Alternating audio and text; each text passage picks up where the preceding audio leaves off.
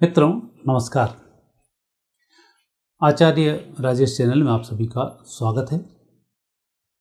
आज हम बात करेंगे अभी जो INDIA गठबंधन ने पत्रकारों पर कुछ बैन लगाए हैं उनके संबंध में है। इन गठबंधनों की जो स्थिति अभी वर्तमान में चल रही है वो और उसकी कुंडली, इन सब की मैं आपसे इसमें चर्चा करूंगा कि ये कहाँ कहाँ फेल होंगे और मैं क्यों पहले इनके बारे में बोल चुका हूँ कि ये गठबंधन टोटल फ्लॉप होने वाला है और स्थिति इनकी बहुत ही नेगेटिव होने वाली है। सबसे पहले तो हम ये देखते हैं कि ये गठबंधन की उत्पत्ति हुई, इसमें गठबंधन के जो घटक दल हैं ये किस किस रूप के हैं। एक तो सारे घटक दल कहीं ना कहीं से, कोई ईडी के चक्कर लगा रहा है, कोई कोर्ट के किसी के चक्कर लगा रहा है, कोई कहीं किसी केस में फंसा हुआ है।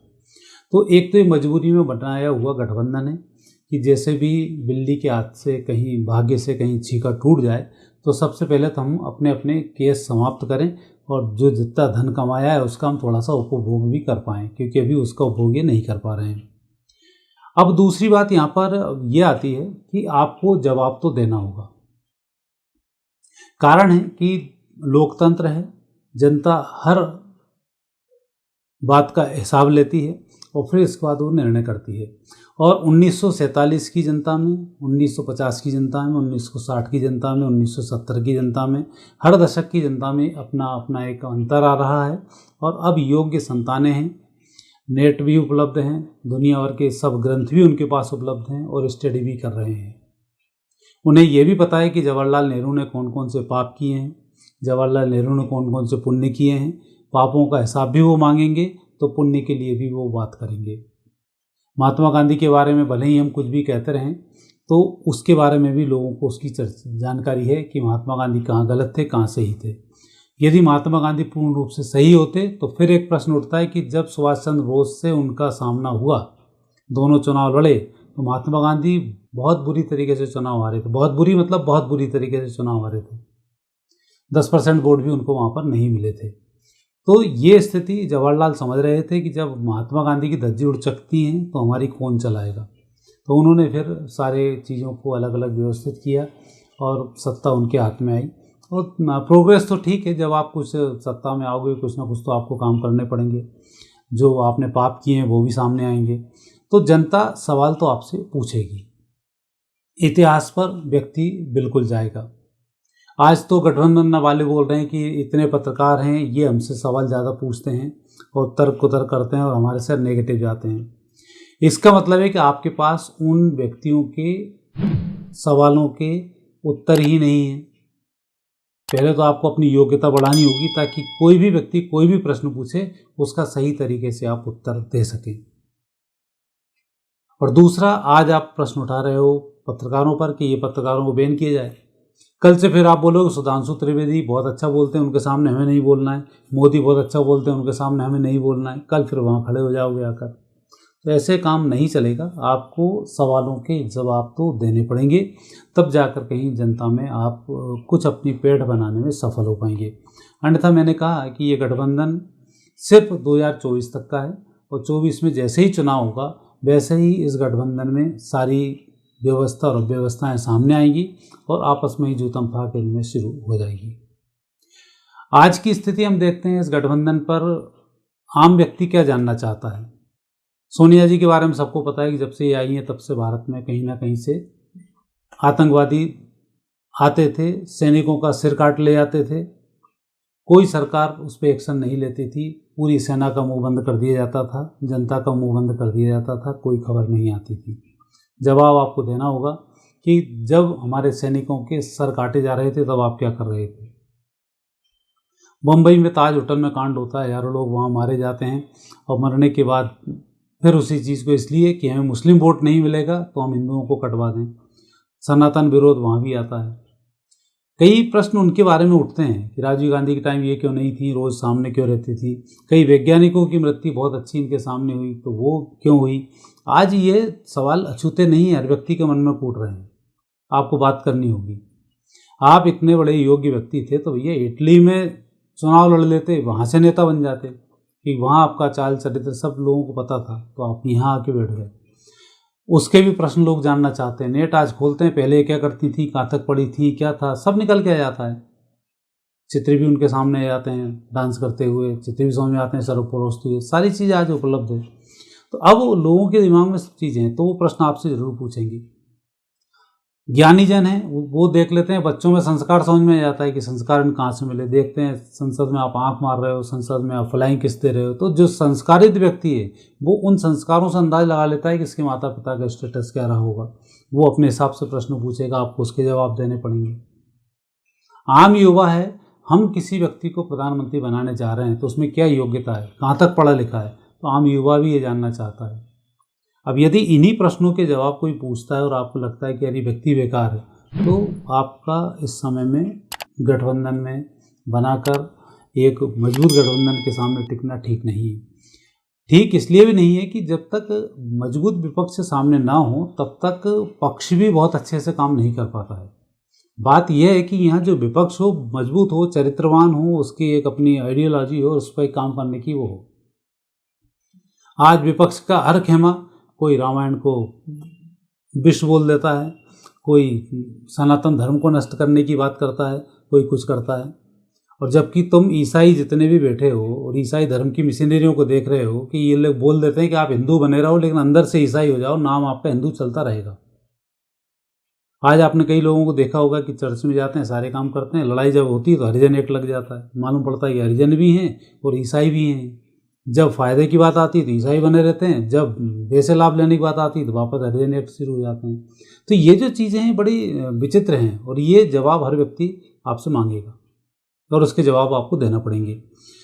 सनातन को नष्ट करना, यदि तुम में दम होती तो 500 साल तुम्हारा शासन रहा है, अंग्रेजों ने कोई कसर नहीं छोड़ी इन सनातन को नष्ट करने में, मुगलों ने कोई कसर नहीं छोड़ी सनातन को नष्ट करने में। लेकिन जब औरंगजेब ने कसम खाई मैं 50 साल में सनातन नष्ट कर दूंगा, उसके 1 साल के अंदर खुद कुत्ते की मौत मरा और महिलाओं ने उसको औरंगाबाद से बाहर नहीं आने दिया। ये उनकी योग्यता थी।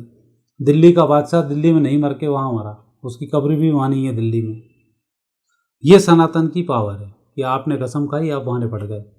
ईसाइयों ने कसम खाई, अंग्रेज लोगों का जो दुर्गति हुई, आज भी ईसाई, ब्रिटेन का जो प्रधानमंत्री भारतीय प्रधानमंत्री, सनातनी प्रधानमंत्री, ये सनातन की कुछ तो चीज़ होगी कि हम सनातन जाके ब्रिटेन के आज प्रधानमंत्री बन गए। अब चूंकि सनातन के अंदर दोगलापन नहीं है, झूठ मक्कारिता धूर्तता नहीं है, इसलिए सुनक ऐसे काम नहीं करेगा कि वो ब्रिटेन को नष्ट कर दे और भारतीय संस्कृति को बढ़ा दे। वो अपने लेवल पर वहाँ पर भारतीय संस्कृति को स्थापित करेगा। आने वाले समय में अमेरिका का राष्ट्रपति भारतीय मूल का बनने वाला है, उपराष्ट्रपति वहाँ की भारतीय मूल की है। 10 देश ऐसे हैं जहाँ पर भारतीय मूल के राष्ट्रपति हैं और सनातनी राष्ट्रपति हैं, और इस अगले 5 साल के अंदर तो 20 देश हो जाएंगे जहाँ पर सनातनी राष्ट्रपति होंगे या प्रधानमंत्री होंगे। तो सनातन अब बढ़ रहा है। सनातन का आप बालमाका नहीं कर सकते, लेकिन सनातन पर यदि आप बकबक करते हो तो सनातनी आपसे प्रश्न पूछता है तो उसके जवाब आपको देने पड़ेंगे। अब आप सोचो कि सनातन को गाली भी बक दें, सनातन को साइनाइड भी बोल दें, सनातन में आग भी लगा दें, सनातन को नष्ट भी कर दें और कोई प्रश्न पूछे तो हम उसके जवाब भी ना दें, तो ये संभव नहीं है। और यही कारण है कि मैंने पहले भी कहा था कि आपकी जो कुंडली के ग्रह योग हैं, इस ग्रह योग में पहले एक नज़र कुंडली पर डालते हैं। कन्या लग्न में इनकी बैठक बेंगलुरु वाली हुई है जिसमें घोषणाएं की थी, और केतु दूसरे स्थान पर हैं, शनि छठे स्थान पर, गुरु राहु हैं अष्टम भाव में, बुध चंद्र और सूर्य हैं एकादश भाव में, मंगल शुक्र हैं द्वादश भाव में। तो पहले ही मैंने कहा था मंगल शुक्र द्वादश भाव में हो तो काणे ग्रह होते हैं, इनको कुछ समझ में नहीं आता है कि कोई इनके खिलाफ षड्यंत्र रच गया क्या कर गया, उसमें परेशानी ये खड़ी करते हैं। दूसरा, शनि की महादशा में बुध की अंतर्दशा है। शनि में बुध की अंतर्दशा भी षड्यंत्र के लिए ही काम करती है। बुध में शनि चले या शनि में बुध चले, ऐसे समय में व्यक्ति षड्यंत्र में फंसता है या षड्यंत्रकारी स्थितियों में उसको नुकसान उठाना पड़ता है। तो ये स्थिति अप्रैल 2024 तक बनती है, और अप्रैल 24 के बाद शनि में केतु शुरू होगा और मई जून के आसपास में चुनाव होंगे। तब तक गठबंधन में बढ़िया तरीके से आग लग चुकी होगी, और केतु ध्वजाग्रह है तो सबको अलग अलग ये कर देगा। तो आने वाले जो समय है उस समय के अनुसार यदि इनके ग्रहों को देखा जाए तो सूर्य चंद्र जब भी एक साथ हों, सूर्य चंद्र शनि की दृष्टि हो, सूर्य चंद्र की स्थिति अच्छी हो तो व्यक्ति वकील बनता है।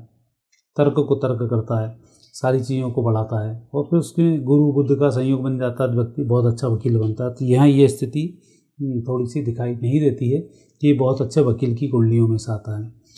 विद्या का स्वामी गुरु है जो अष्टम भाव में राहु के साथ बैठकर चांडाल योग बना रहा है। तो ऐसे घटक दल जितने भी इनसे जुड़े हुए हैं, कोई भी ऐसा समझदार घटक दल नहीं है जो इस समय में पक्ष का सामना कर पाए या जनता के सवालों के जवाब वो दे पाए। क्योंकि जब जनता पूछेगी भ्रष्टाचार में क्यों अंदर हो, आप क्या बोलोगे? चुपचाप मुंह को लटका के बैठ जाओगे, केस चल ही रहे हैं, सारे काम रखिए, नहीं तो 10 चीज़ें और खोल देगा वो, तो वहाँ आपकी हालत ख़राब हो जानी है। और जब तक आप पत्रकार, जो हमारे यहाँ चौथा स्तंभ कहा गया है, वो इसलिए नहीं कहा गया, वो जनता और शासन के बीच की एक कड़ी होता है जो जनता के सवाल को उठाता है और शासन की उपलब्धियों को गिनाता है। तो दोनों चीज़ों का काम वो पत्रकार करता है। और जब कोई विपक्ष इसमें आता है तो विपक्ष की भूमिका को भी वो जनता तक पहुंचाता है और विपक्ष की मनोभावनाओं को वो शासन तक भी पहुंचाता है।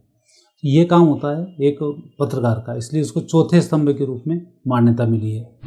अब आप उस स्तंभ को ही छोड़ देंगे तो आपका जो संपर्क जनता से होना चाहिए वो संपर्क खत्म हो जाएगा। और चापलूस पत्रकार यदि कोई है, जनता के सवालों के प्रॉपर जवाब नहीं आ पा रहे हैं, तो पत्रकार भी नष्ट हो जाता है। जैसे आपने देखा कि जितने भी चापलूस पत्रकार थे अब सब बेरोजगार हैं, अपने अपने उसमें लगे हुए हैं, और जितने भी चापलूस नेता हैं वो भी नष्ट हो रहे हैं। तो ऐसी स्थिति में एक प्रजातंत्र को बचाने के लिए आपको मजबूती के साथ गठबंधन बनाकर देश के बारे में आपको सोचना होगा।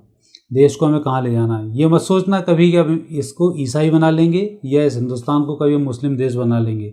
ये दोनों के सपने हैं। 2035 तक दोनों जातियों के सपने नष्ट होने वाले हैं। ये सनातन था, सनातन है और सनातन ही रहेगा। और 2024 का जैसे ही इलेक्शन होगा वैसे ही आपके गठबंधन में जो फूट पड़ेगी बड़ी मस्त पड़ेगी। जनता को उस समय में बहुत आनंद आएगा कि आपकी जितनी भी पोलें हैं वो उस समय में खुल कर सामने आएंगी। तो ऐसी स्थिति आपके साथ घटित ना हो, देश का भला सोचते हुए आपको काम करना है। तो देश के भले में आप बहुत कुछ सोच सकते हैं, क्योंकि आने वाले समय में वैसे तो ये गठबंधन टूट जाएगा। गठबंधन की उम्र इस कुंडली के हिसाब से ज़्यादा दिन नहीं है, क्योंकि मंगल केतु का असर एक जैसा होता है। शनि जब केतु के साथ चलेगा तो ये गठबंधन नष्ट हो जाएगा। तो अगला गठबंधन जो तैयार आप करें उसमें इन सब बातों का ध्यान रखें ताकि आप देश का भला कर सकें। और ऐसे करने में भला होने वाला नहीं है। आपको बुरा ज़रूर लग रहा होगा इन बातों को लेकर कि मैं क्या लेकर बैठा हूँ एक ज्योतिषी होकर, पर जो हमें दिखता है वो हम ज़रूर बोलते हैं। मैंने कहा था बेंगलोर में बीजेपी हारेगी तो हारेगी, हम उस गणना को तो हम करते हैं कि कहाँ क्या जा रहा है। हमें देश की भी बहुत चिंता रहती है।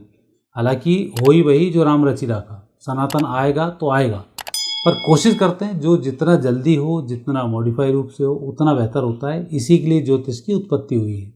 इसलिए मैंने आपसे ये वीडियो बनाकर शेयर किया। ये वीडियो आपको कैसा लगा कमेंट्स बॉक्स में कमेंट्स आप अवश्य करें। यदि चैनल अच्छा लगता है तो सब्सक्राइब करना नहीं भूलें। मुझे आज्ञा दें, फिर नए विषय के साथ आपसे भेंट होगी। नमस्कार।